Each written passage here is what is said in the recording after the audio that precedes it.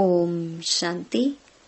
26 जुलाई 2025 बाबा की महावाक्य। मीठे बच्चे, यह संगम युग विकर्म विनाश करने का युग है। इस युग में कोई भी विकर्म तुम्हें नहीं करना है। पावन जरूर बनना है। प्रश्न: अति इंद्रिय सुख का अनुभव किन बच्चों को हो सकता है? उत्तर: जो अविनाशी ज्ञान रत्नों से भरपूर हैं, उन्हें ही अति इंद्रिय सुख का अनुभव हो सकता है। जो जितना ज्ञान को जीवन में धारण करते हैं, उतना साहूकार बनते हैं। अगर ज्ञान रतन धारण नहीं तो गरीब हैं। बाप तुम्हें पास्ट, प्रेजेंट, फ्यूचर का ज्ञान देकर त्रिकालदर्शी बना रहे हैं। गीत। ओम नमो शिवाय। Om Shanti. Past so present चल रहा है, फिर यह जो प्रेजेंट है वह पास्ट हो जाएगा।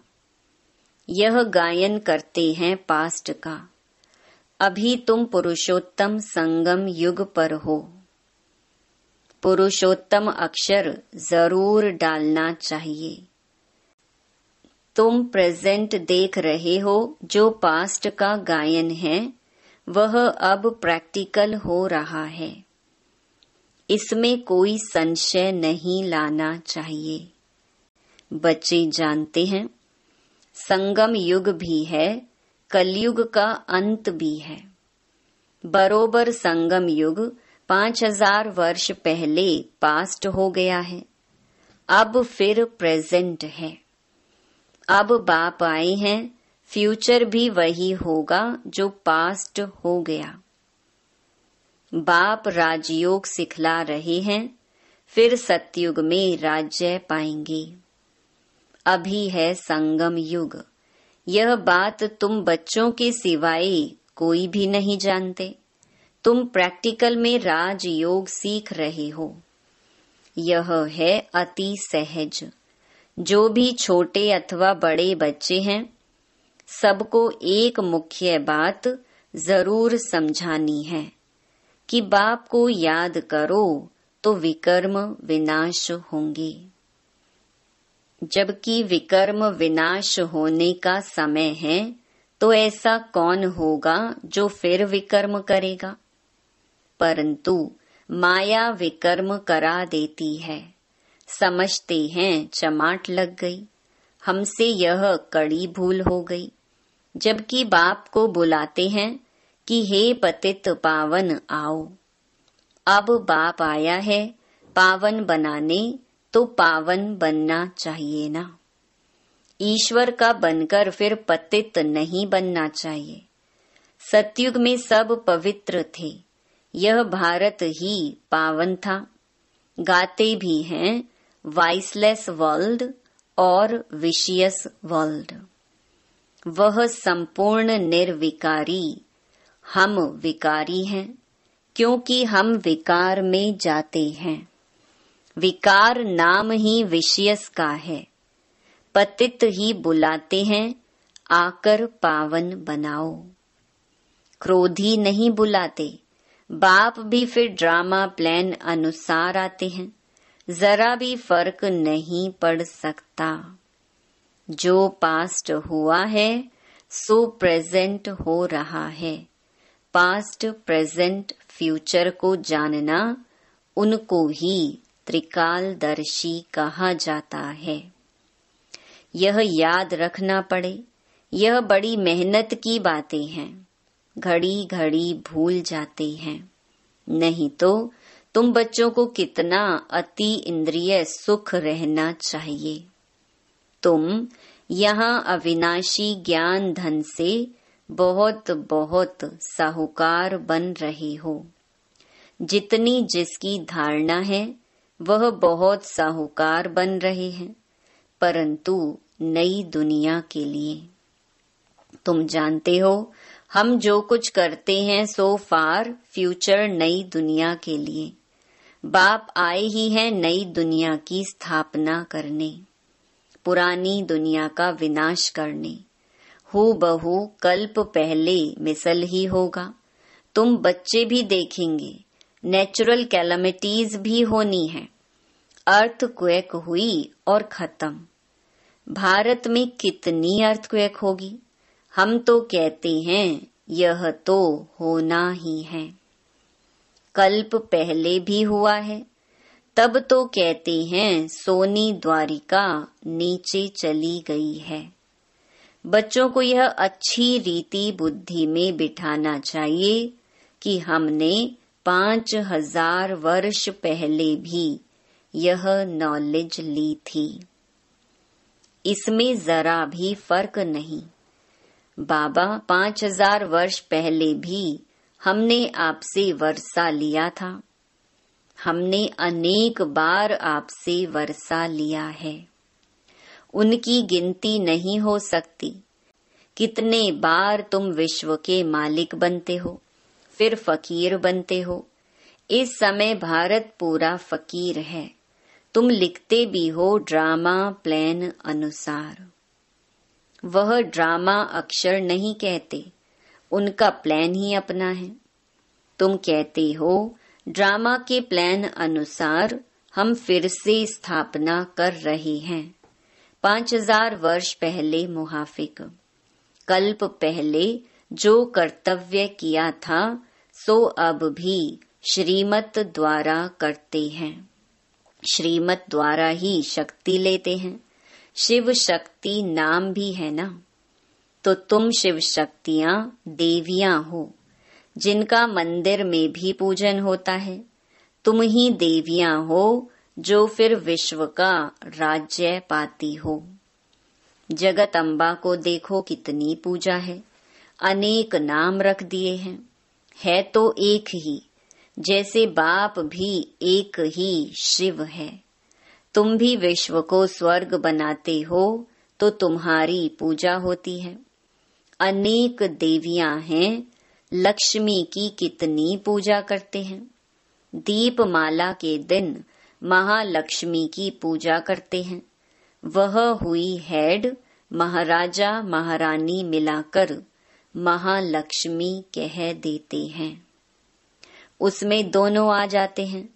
हम भी महालक्ष्मी की पूजा करते थे। धन वृद्धि को पाया तो समझेंगे महालक्ष्मी की कृपा हुई। बस हर वर्ष पूजा करते हैं। अच्छा, उनसे धन मांगते हैं, देवी से क्या मांगे? तुम संगम युगी देवियां स्वर्ग का वरदान देने वाली हो। मनुष्यों को यह पता नहीं है कि देवियों से स्वर्ग की सब कामनाएं पूरी होती हैं। तुम देवियां हो ना। मनुष्यों को ज्ञान दान करती हो, जिससे सब कामनाएं पूर्ण कर देती हो। बीमारी आदि होगी तो देवियों को कहेंगे ठीक करो, रक्षा करो। अनेक प्रकार की देवियां हैं। तुम हो संगम युग की शिव शक्ति देवियां। तुम ही स्वर्ग का वरदान देती हो। बाप भी देते हैं, बच्चे भी देते हैं, महालक्ष्मी दिखाते हैं, नारायण को गुप्त कर देते हैं। बाप तुम बच्चों का कितना प्रभाव बढ़ाता है। देवियां 21 जन्म के लिए सुख की सब कामनाएं पूरी करती हैं। लक्ष्मी से धन मांगते हैं। धन के लिए ही मनुष्य अच्छा धंधा आदि करते हैं। तुमको तो बाप आकर सारे विश्व का मालिक बनाते हैं, अथाह धन देते हैं। श्री लक्ष्मी नारायण विश्व के मालिक थे, अभी कंगाल हैं। तुम बच्चे जानते हो राजाई की फिर कैसे धीरे धीरे उतरती कला होती है।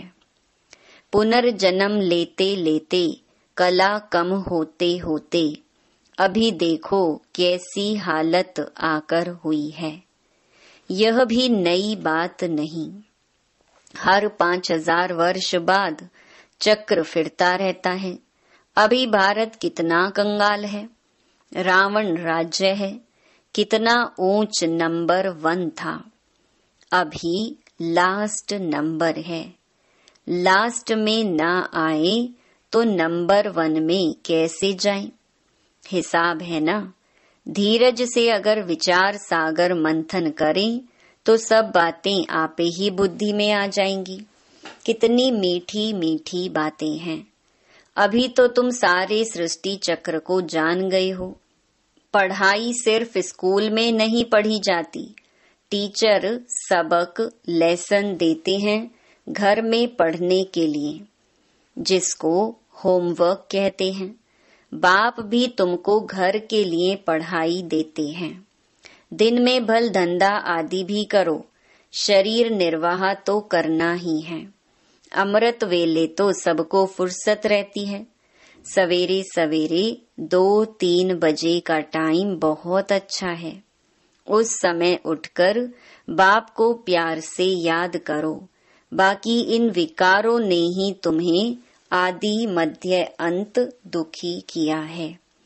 रावण को जलाते हैं परंतु इसका भी अर्थ कुछ नहीं जानते। बस सिर्फ परंपरा से रावण को जलाने की रस्म चली आई है। ड्रामा अनुसार यह भी नोंद है। रावण को मारते आए हैं परंतु रावण मरता ही नहीं। अभी तुम बच्चे जानते हो यह रावण को जलाना बंद कब होगा। तुम अभी सच्ची सच्ची सत्य नारायण की कथा सुनते हो। तुम जानते हो कि हमको अभी बाप से वर्षा मिलता है। बाप को ना जानने कारण ही सब निधन के हैं। बाप जो भारत को स्वर्ग बनाते हैं उनको भी नहीं जानते हैं। यह भी ड्रामा में नोंद है। सीढ़ी उतरते तमो प्रधान बने तब तो फिर बाप आए, परंतु अपने को तमो प्रधान समझते थोड़े ही हैं। बाप कहते हैं इस समय सारा झाड़ जर्जरीभूत अवस्था को पाया है। एक भी सतो प्रधान नहीं। सतो प्रधान होते ही हैं शांति धाम और सुख धाम में, अभी हैं तमो प्रधान। बाप ही आकर तुम बच्चों को अज्ञान नींद से जगाते हैं। तुम फिर औरों को जगाते हो, जगते रहते हैं। जैसे मनुष्य मरते हैं तो उनका दीवा जलाते हैं कि रोशनी में आ जाएं। अब यह है घोर अंधियारा। आत्माएं वापस अपने घर जा न सकी। भल दिल होती है दुख से छूटे, परंतु एक भी छूट नहीं सकते। जिन बच्चों को पुरुषोत्तम संगम युग की स्मृति रहती है वह ज्ञान रत्नों का दान करने बिना रह नहीं सकते। जैसे मनुष्य पुरुषोत्तम मास में बहुत दान पुण्य करते हैं, ऐसे इस पुरुषोत्तम संगम युग में तुम्हें ज्ञान रत्नों का दान करना है। यह भी समझते हो स्वयं परमपिता परमात्मा पढ़ा रहे हैं। श्री कृष्ण की बात नहीं, श्री कृष्ण तो है सतयुग का पहला प्रिंस। फिर तो वह पुनर्जन्म लेते आते हैं। बाबा ने पास्ट प्रेजेंट फ्यूचर का भी राज समझाया है। तुम त्रिकालदर्शी बनते हो और कोई त्रिकालदर्शी बना नहीं सकते सिवाय बाप के। सृष्टि के आदि मध्य अंत का ज्ञान बाप को ही है। उनको ही ज्ञान का सागर कहा जाता है। ऊंच ते ऊंच भगवान ही गाया है, वही रचता है। हेवनली गॉड फादर अक्षर बड़ा क्लियर है। हेवन स्थापन करने वाला। शिव जयंती भी मनाते हैं, परंतु वह कब आए, क्या किया, यह कुछ भी नहीं जानते। जयंती के अर्थ का ही पता नहीं, तो फिर मनाकर क्या करेंगे। यह भी ड्रामा में सब है। इस समय ही तुम बच्चे ड्रामा के आदि मध्य अंत को जानते हो, फिर कब नहीं। फिर जब बाबा आएगा तब ही जानेंगे। अभी तुमको स्मृति आई है, यह 84 का चक्र कैसे फिरता है। भक्ति मार्ग में क्या है, उनसे तो कुछ भी मिलता नहीं। कितने भक्त लोग भीड़ में धक्का खाने जाते हैं। बाबा ने तुमको उनसे छुड़ा दिया। अब तुम जानते हो, हम श्रीमत पर फिर से भारत को श्रेष्ठ बना रहे हैं। श्रीमत से ही श्रेष्ठ बनते हैं। श्रीमत संगम पर ही मिलती है। तुम यथार्थ रीति से जानते हो हम कौन थे, फिर कैसे यह बने हैं। अब फिर पुरुषार्थ कर रहे हैं। पुरुषार्थ करते करते बच्चे अगर कभी फेल हो पड़ो तो बाप को समाचार दो। बाप सावधानी देंगे फिर से खड़े होने की। कभी भी फेलियर हो बैठ नहीं जाना है, फिर से खड़े हो जाओ, दवाई कर लो। सर्जन तो बैठा है ना। बाबा समझाते हैं 5 मंजिल से गिरने और 2 मार, माना मंजिल से गिरने का फर्क कितना है।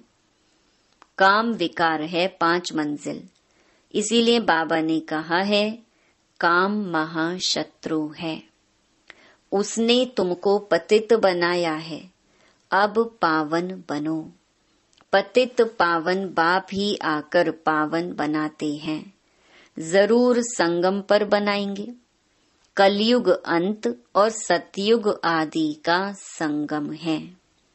बच्चे जानते हैं बाप अभी कलम लगा रहे हैं, फिर पूरा झाड़ यहाँ बढ़ेगा। ब्राह्मणों का झाड़ बढ़ेगा, फिर सूर्यवंशी चंद्रवंशी में जाकर सुख भोगेंगे। कितना सहज समझाया जाता है। अच्छा, मुरली नहीं मिलती है, बाप को याद करो। यह बुद्धि में पक्का करो कि शिव बाबा ब्रह्मा तन से हमको कहते हैं कि मुझे याद करो, तो विष्णु के घराने में चले जाएंगे। सारा मदार पुरुषार्थ पर है। कल्प कल्प जो पुरुषार्थ किया है, हूबहू वही चलेगा। आधा कल्प देही अभिमानी बने हो, अब देही अभिमानी बनने का पूरा पुरुषार्थ करो। इसमें है मेहनत। पढ़ाई तो सहज है, मुख्य है पावन बनने की बात। बाप को भूलना यह तो बड़ी भूल है। देह अभिमान में आने से ही भूलते हो। शरीर निर्वाह अर्थ धंधा आदि भल 8 घंटा करो। बाकी 8 घंटा याद में रहने के लिए पुरुषार्थ करना है। वह अवस्था जल्दी नहीं होगी। अंत में जब यह अवस्था होगी तब विनाश होगा। कर्मातीत अवस्था हुई तो फिर यह शरीर ठहर नहीं सकेगा, छूट जाएगा, क्योंकि आत्मा पवित्र बन गई ना। जब नंबरवार कर्मातीत अवस्था हो जाएगी तब लड़ाई शुरू होगी। तब तक रिहर्सल होती रहेगी। अच्छा, मीठे मीठे सिकिलधे बच्चों प्रति मात पिता बाप दादा का याद प्यार और गुड मॉर्निंग। रूहानी बाप की रूहानी बच्चों को नमस्ते। धारणा के लिए मुख्य सार। पहला, इस पुरुषोत्तम मास में अविनाशी ज्ञान रत्नों का दान करना है। अमृत वेले उठ विचार सागर मंथन करना है। श्रीमत पर शरीर निर्वाह करते हुए बाप ने जो होमवर्क दिया है वह भी जरूर करना है। दूसरा, पुरुषार्थ में कभी रुकावट आए तो बाप को समाचार देकर श्रीमत लेनी है। सर्जन को सब सुनाना है। विकर्म विनाश करने के समय कोई भी विकर्म नहीं करना है। वरदान। अखंड योग की विधि द्वारा अखंड पूज्य बनने वाली श्रेष्ठ महान आत्मा भव। आजकल जो महान आत्माएं कहलाती हैं, उन्हों के नाम अखंडानंद आदि रखते हैं, लेकिन सब में अखंड स्वरूप तो आप हो। आनंद में भी अखंड, सुख में भी अखंड। सिर्फ संग दोष में ना आओ। दूसरे के अवगुणों को देखते सुनते डोंट केयर करो तो इस विशेषता से अखंड योगी बन जाएंगे। जो अखंड योगी हैं वही अखंड पूज्य बनते हैं। तो आप ऐसी महान आत्माएं हो जो आधा कल्प स्वयं पूज्य स्वरूप में रहती हो और आधा कल्प आपके जड़ चित्रों का पूजन होता है। स्लोगन। दिव्य बुद्धि ही साइलेंस की शक्ति का आधार है। अव्यक्त इशारे। संकल्पों की शक्ति जमा कर श्रेष्ठ सेवा के निमित्त बनो। जो अपनी सूक्ष्म शक्तियों मन बुद्धि को हैंडल कर सकता है, वह दूसरों को भी हैंडल कर सकता है। इसीलिए स्व के ऊपर कंट्रोलिंग पावर, रूलिंग पावर हो तो यही यथार्थ हैंडलिंग पावर बन जाती है। चाहे अज्ञानी आत्माओं को सेवा द्वारा हैंडल करो, चाहे ब्राह्मण परिवार में स्नेह संपन्न, संतुष्टता संपन्न व्यवहार करो, दोनों में सफल हो जाएंगे। अच्छा, ओम शांति।